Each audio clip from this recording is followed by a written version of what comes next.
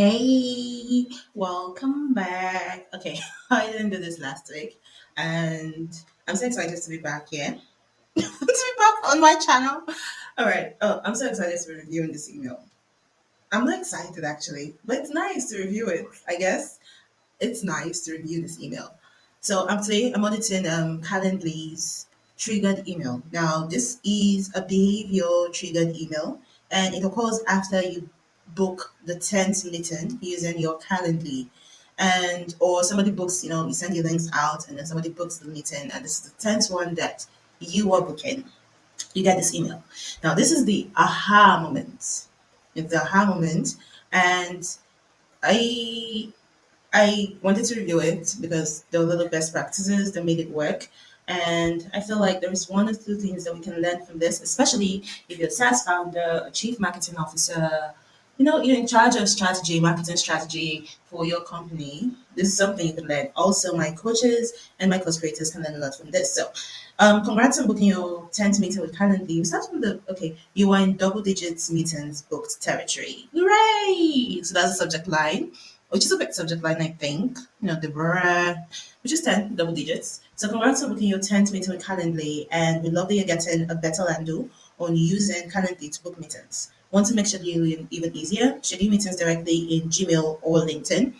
Schedule meetings without switching tabs. Download our web browser extensions to share your Calendly booking links directly in Gmail, LinkedIn, and more. So you can download the extensions here. You can either download the extension, download Calendly for Chrome, if you're using Firefox or if you're using Edge. I use Chrome, so there you have it. Okay, so let's talk about what makes this email works really quickly. The first one is that it happens after an important milestone. So they believe that by the time you book your 10th meeting with Calendly, you already understand how to use the app. You enjoy using the app. You've seen the value that it provides for you. So not just after your first meeting. I think for Canva, it's after your 10th design or so, 10th download that you make. But okay, for Calendly, you book 10 meetings, and that means you're doing great using the app. And then there is the one rule for the email here is to download the extensions. We celebrate you. This is the next step on how to enjoy using this better. I think that is great. I think it's great. But there's also another option here, which is to excited about your meeting milestones, share your stats on social media and tag at Calendly so we can celebrate together.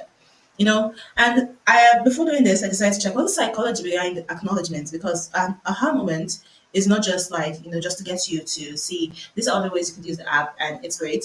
It also gives you a sense of belonging. You also feel like this app is useful.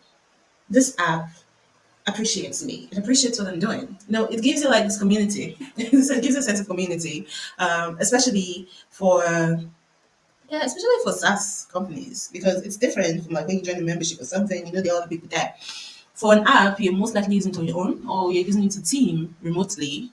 Use it with teams, of course, in-person offices too. But yeah, you get my point. So this meeting works. Very cool copy, straightforward, straight to the point. And then the three apps you could possibly be using, which is Chrome, Firefox, and Edge. Then download extensions. A very clear CTA, which is also really plain. Great use of images, they didn't just put Chrome there, they put download Calendly for Chrome, download Calendly for Firefox, and download Calendly for Edge. So I really like this email.